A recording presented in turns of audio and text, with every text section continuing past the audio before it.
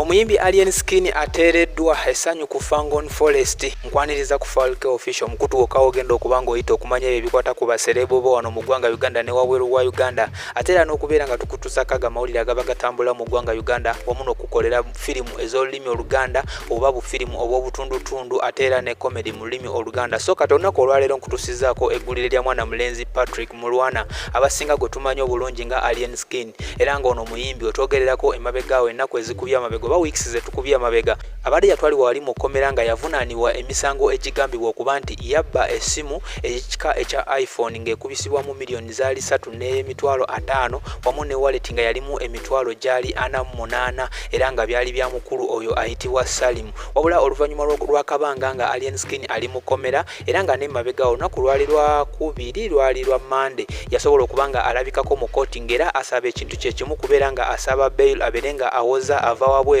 wabula n'atasobola kubanga nte yafuna omukisa okuba nga afuna bail. So olunaku olwaleero yasobodde okuba nga nte addizibwa mu kooti wabula Mukama Katonda n'abeera nga ali ku side ye bw'atyo n'asobola okubeera nga aweereddwa bail oba nga akkiriziddwa okuba nga awoza emisango egimuvunaanibwa nga ava wabweru wabula nga atateereddwa yekka ateereddwa ne munne gwe bwakwatibwa naye ayitibwa Julio era nga bano bateereddwa ku kakalu ka miliyoni 1 okusobola okuba nga bafuna bail era nga kitegeerekese bulungi nti Alien Skin ajja kuba nga addayo mu kooti ennaku z'omwezi nga 13 omwezi ogwa January mu mwaka ogwa 2025 era nga ateereddwako obukwakkulizo oba amateeka nga takkirizibwa kubanga agenda mu nsi yonna eri wabweru wa Uganda nga kooti si yemukkiriza wamu n'okubeera nga nte bingi ebimuteereddwako ku ngeri ey'okubanga nte atambuzaamu obulamu bwe oba engeri y'okubeera nga nte atambulamu nga ye omuntu. So gegagaliwo ku Alien Skin yes Fangon Forest yonna yonna efunye akabugumu oluvannyuma lw'okubanga nte balaba ku boosi waabwe oba omukulu ayitibwa Alien Skin nga ate asobola okuba nga afuluma ekkomera